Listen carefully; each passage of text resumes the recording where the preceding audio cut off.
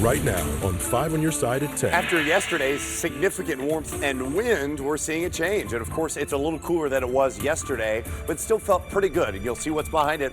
Warmer air settling in. What that means for us the next few days as we spring forward. Will it feel like spring? We'll talk temperatures ahead. Medicaid funding could be on the chopping block. It would have an impact to people in the urban community and to people in the rural community. How those cuts could take a hit on millions in Illinois. But first, a third suspect facing charges in the death of Colin Brown. I knew about the first person that was arrested. I didn't know the second, and now to have a third, that's very troubling. How the hockey community is taking in the news as the case surrounding the hockey player's death continues to develop.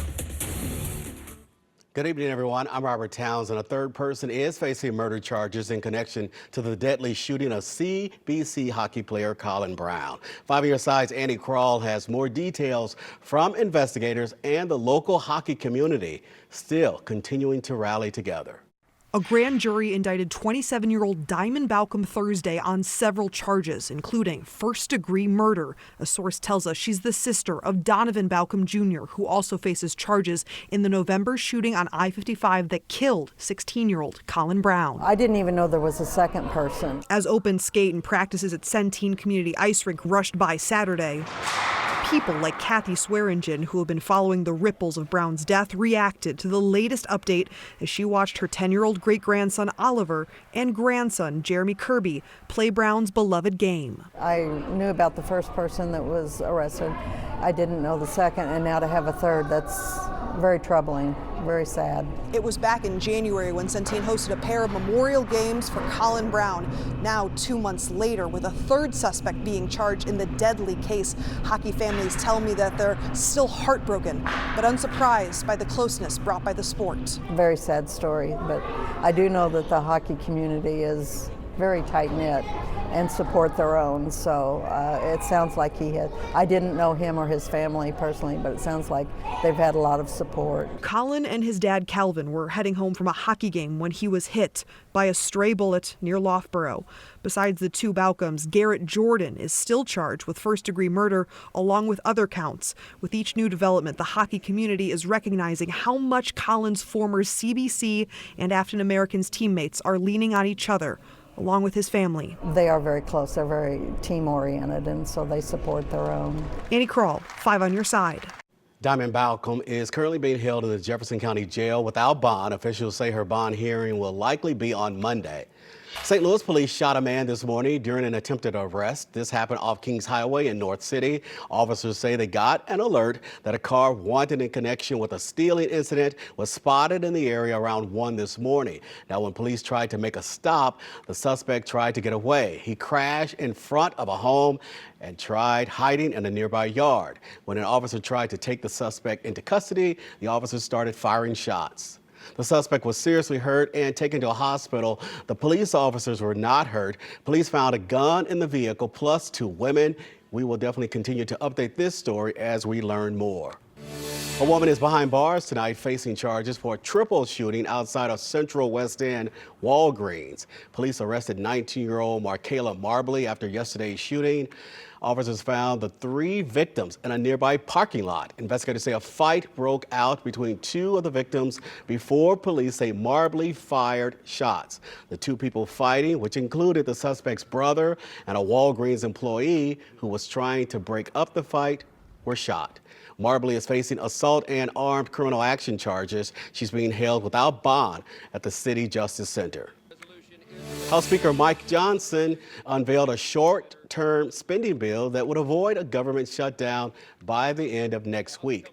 Congress will vote on that bill next week. It includes a raise in defense spending. Right now, it's unclear whether it will pass because many Democrats have come out in opposition to the bill. They're saying it could result in some serious cuts to veterans' nutritional assistance, benefits, and health care. In East St. Louis, federal, state, and local leaders came together today to discuss the importance of protecting Medicaid and Social Security for Southern Illinois. If those get cut, there could be devastating impacts, we're told. Last week, House Republicans proposed a budget that would gut Medicaid benefits and cut thousands of jobs at the Social Security Administration. More than 3 million people in Illinois rely on Medicaid. About half of all births and 2/3 of seniors in nursing homes in that state rely on the program. Once you do that, you're harming people and you're harming their ability to live. And that's not what government should be doing. I'm a child of food stamps and public housing. I would not be here but for those programs. So when SNAP and food stamps is also on the chopping block along with Medicaid, it becomes a personal issue for me.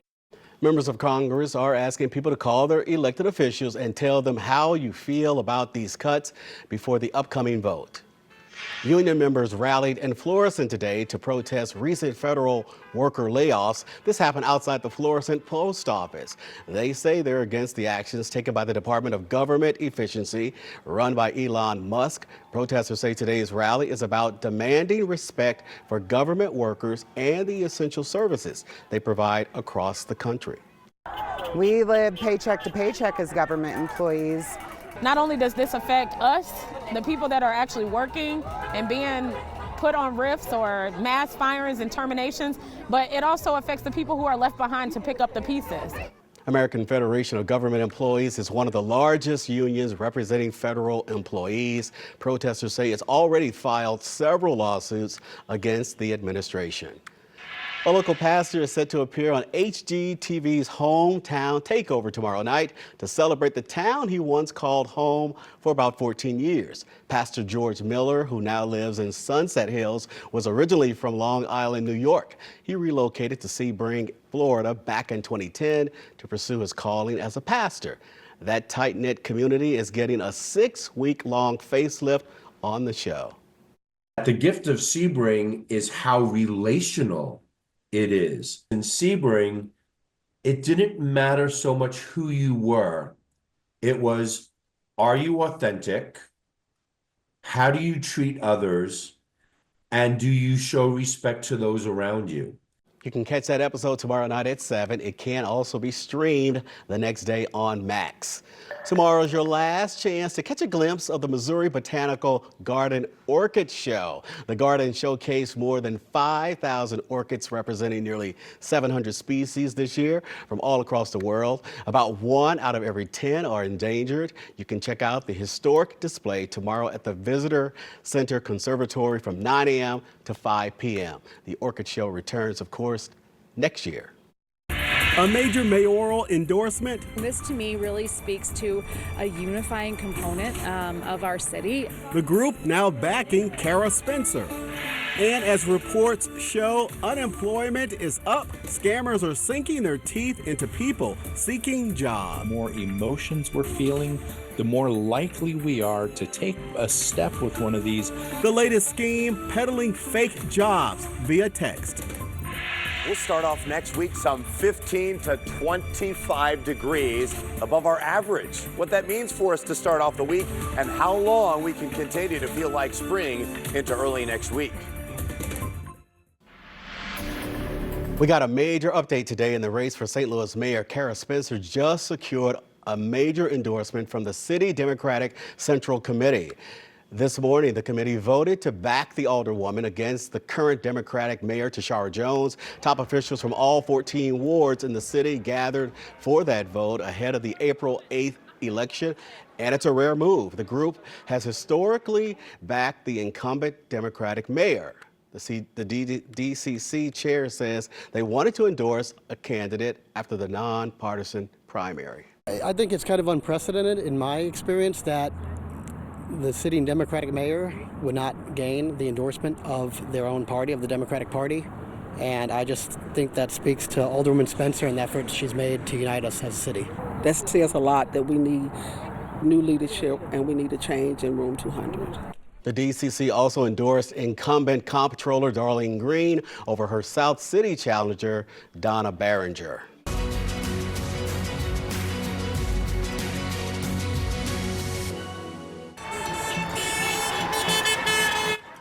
For International Women's Day, dozens of people took to the street in Brentwood for a peaceful protest addressing issues facing women. Now, this happened over at Eager and Brentwood Boulevards. Protesters made signs and made some noise while marching along the sidewalks there. They tell us they're concerned about defending women's rights and futures. This is an important day for all women to stand up and express their voices. You know, women, as you can see by the turnout today, women are impassioned about these issues that are being presented to us as a country. That demonstration wrapped up around 1 o'clock this afternoon. Pretty nice outside right now. We're avoiding this rain and even snow to our southwest, and that's not going to affect us at all. But the warmer air is actually going to build in from that direction. How that occurs over the next few days and how warm it gets in the extended forecast. A recent jobs report is showing unemployment went up in February from 4% to 4.1%. Now, it's a small jump, but it's big enough for scammers to take notice. Courtney Robinson verifies the latest scheme trying to trick you into applying for jobs that don't actually exist. Yeah, there are so many things in here that are questionable. Cybersecurity expert Eric Cron says texts like these are designed to distract you from red flags. They want you to feel good. Hey, several people have told us what a wonderful person you are, right? Who wouldn't enjoy hearing that about themselves? It looks like a great job offer, remote work built around your own schedule with time off. But Cron says a closer look exposes the scam. If you're going to get a call from an organization about potential employment, it's probably going to come from human resources, not a customer service person. Some other dead giveaways, an email address that looks auto-generated, parentheses around the company name, meaning the message is likely a template scammers use. And the Federal Trade Commission says if you didn't apply for the job, it is most likely a scam. Cron says these phony texts are more powerful than ever right now because of how the U.S. workforce and economy are changing. The timing couldn't be better. The more stressed we are, the more emotions we're feeling, the more likely we are to take a step with one of these that we wouldn't normally trust or engage with at all. Remember, job applications often ask for personal information you do not want in the wrong hands. So if you get a text like this, do not respond.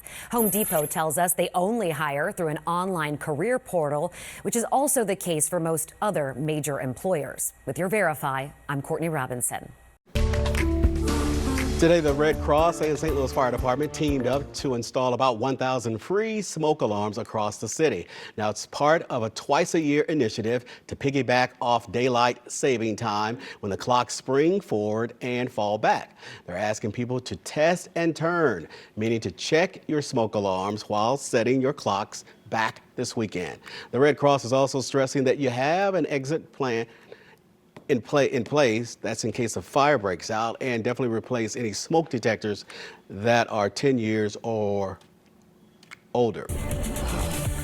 Well, today was definitely a nice and spring day as we get ready to spring forward, and those warmer temperatures are even going to stick around. Hey, Gary. Yeah, it's good afternoon, good evening. We're in pretty good shape here. Now, as we look ahead the next few days, there's no more snow. In Wildwood, I know there's still snow there, but that's the only spot. And you know what? As I look to the next week, it's all going to be gone. They're not going to be making any more. But as we look ahead, of course, this is our final day as we spring forward. And, you know, this is where we started off this morning, right? And if you weren't up as early, you know, you get to the point where it's 6:23, 6:03 was our sunset. Of course, tomorrow, 7:22 and 7:04. The big story is, what are the pros and cons? You know, the pros for me are the long summer nights, do stuff after work, patio dining.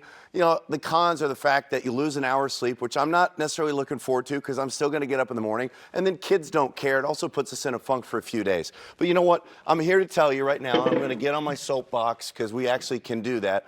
I'm going to get on the soapbox and I'm going to say, stop complaining about daylight saving time. It's fine the way it is, and we don't need to have this conversation every few weeks. But I'll talk about it more. I got more on the soapbox here. I talked about it for about 7 minutes and information on daylight saving versus standard and what it would look like and why it's important for this Missouri just to stay where we are. And then we'll stay where we are weather-wise, too. We got this mess to the south. Temperature-wise, it's not all that bad. We have some temps that are right around 40 degrees. And overall, we're going to stay above freezing. There's not anything significant right now. It was 33 in Amarillo at 5. It's still there. But believe it or not, that's where the warmer air mass is settling in. Right now, our temps will get down to 33 tomorrow morning. And over the next few days, we'll continue to see temperatures between 15 to 25 degrees warmer over the next few days. And our early spring warmth tells us that we're at 74, 73, and 76. This is not a record, but once we set the clocks forward, we're going to feel like spring. And so that's really how it works over here over the next few days, because over the next 7 days, as we continue to focus on that, you know what, that's the magic of spring forward. We just turn the clocks forward and our temperatures are warming up too. And there's our soapbox here. This is a magic soapbox. It warmed us up, Robert and Corey. Yeah, touch it for good luck. You can touch it for good luck. Touch it for good luck. It's warming up tomorrow. I'm looking forward to it. You man. got it. We appreciate it. Corey, what's coming up in sports? A lot is coming up in sports. Overtime hockey, overtime basketball, and even some local hoops history. We have a whale of a sports cast on deck. You do not want to go anywhere.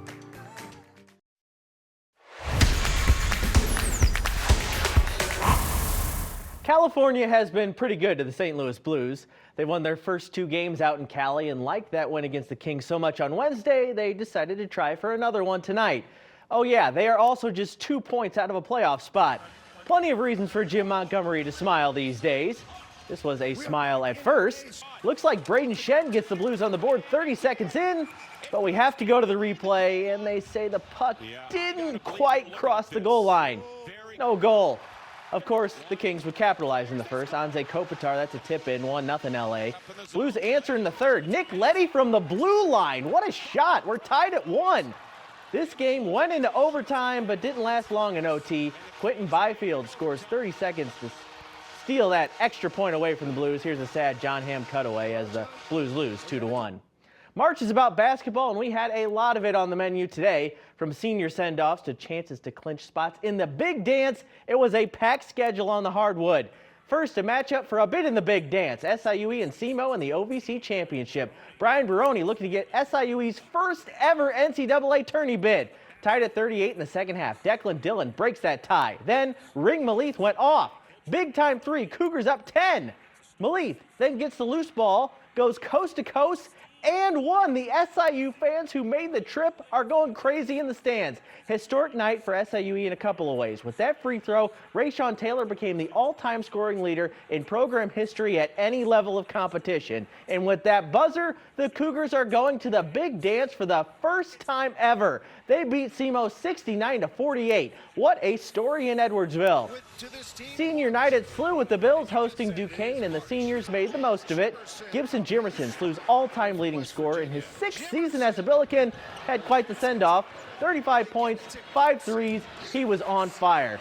This was a battle, though. Down 6, 35 seconds left, and here comes another senior to the rescue. Isaiah Swope for 3. Bills get the ball back. They need another 3. Swope answers again. What a shot. We go to overtime. In OT, the Swope show continued. Another triple, and then the dagger. Swope is going to pass this time to Robbie Avila, who hits a 3 of his own to seal the senior day victory 90-88. What a moment for the Billikens and their senior stars. But this group, you know, they fight, they're resilient. Like I said, I'm aging in dog years, but you know, I don't think that's going to change anytime soon. Hopefully that aging continues here for a while in DC and beyond. It's been rough sledding for Dennis Gates and Mizzou lately. Didn't get any easier today against Kentucky. Tigers battling from behind in the second. Mark Mitchell for 3. He led Mizzou with 22. Then Marquez Work gets in on the action. That bucket made it a 5-point game with 6 minutes left. But the Tigers could not outclaw the Cats. Kentucky capitalized on turnovers and made 26 free throws to beat Mizzou 91-83 and spoil senior night. Missouri has lost 4 of 5 heading into the postseason. You know, the job's not done yet. The next stop is trying to compete for a SEC tournament championship. To be able to win 10 games in this conference is a great accomplishment. I don't want to belittle that, but we still left a lot on the table. Lindenwood women going for their first OVC title against Tennessee Tech. Brooke Coffey, the Incarnate Word grad, was great. There's 3 of her 20 points.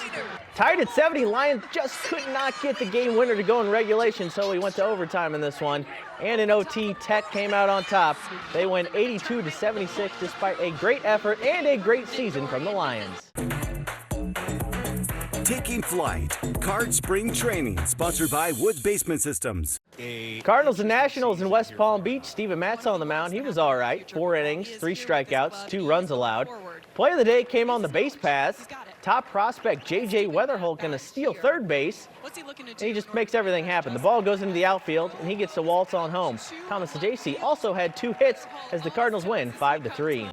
Nashville, Illinois girls in the state title game for the 2nd straight year against Peoria Notre Dame. They lost last year. They weren't losing this year. Samantha Brinkman finishes the fast break. Hornets are rolling.